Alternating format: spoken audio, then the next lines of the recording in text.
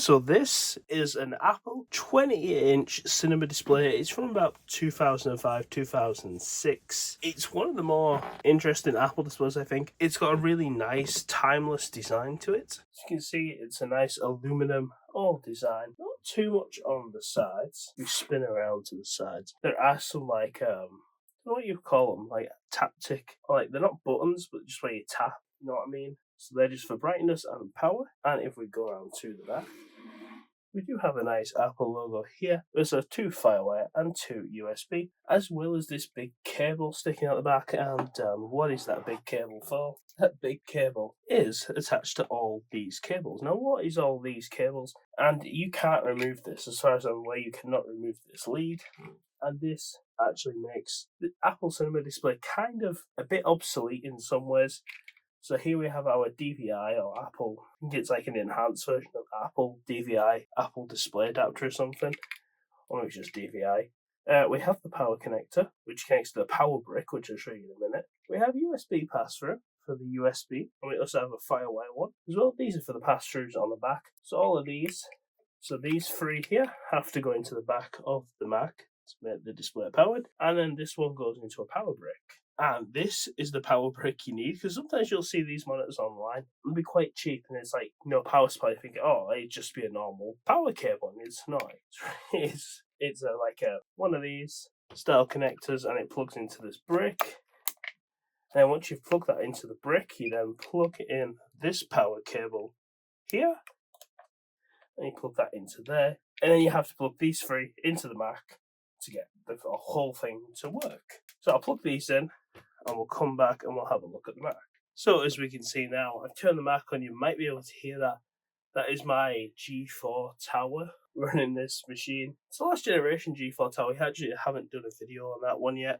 This is the monitor working. And as you can see on this Mac, we do actually have a dead CMOS battery, which I probably should change out. And as you can probably tell from that camera, it looks quite nice on the camera. It's a very nice looking monitor in real life. We have obviously the side controls as I mentioned before. I'll turn up the volume on and off. When the monitor's plugged in, there is a little white standby light here. But yeah, the Apple proprietary connector does make this thing kind of hard to use and hard to use with some other Macs. But as we can see here, the max resolution of this particular monitor, I believe the 22-inch is actually 1080p. This one is slightly lower, it's 1680 by 1050. It's slightly under 1080p, I know. To be honest with you guys, you wouldn't really know unless I told you. It's a very nice display. The colours are vibrant. It's still like pretty good for today. Bear in mind, this monitor when it came out was about $1,000 US, which is quite expensive for a monitor even back then. And even by today's standards, say $1,000 is a bit excessive for a monitor. The price of the new XDR monitor that Apple sells, but either way, it recognises it as the cinema display. We have it cranked up to max. We also have max brightness, and it's a very nice monitor. Not too much to say.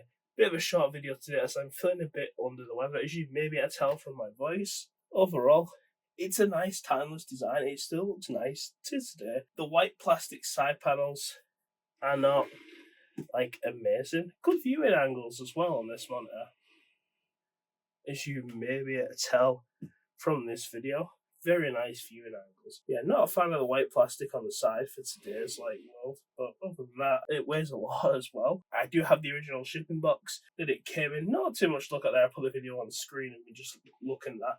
I don't have any of the original documentation or anything that it came with. It does also come with very limited range of motion just on tilt. If you've ever used an iMac, it's a very similar story with this one. Very iMac-esque.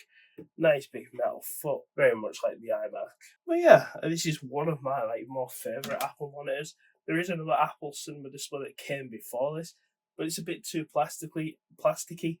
I think it looks very aged, very of its time, whereas this one still looks decent to today. Let me know, guys, what do you think of the Apple Cinema display? Let me know in the comments below, and comment, subscribe, and I'll see you next time.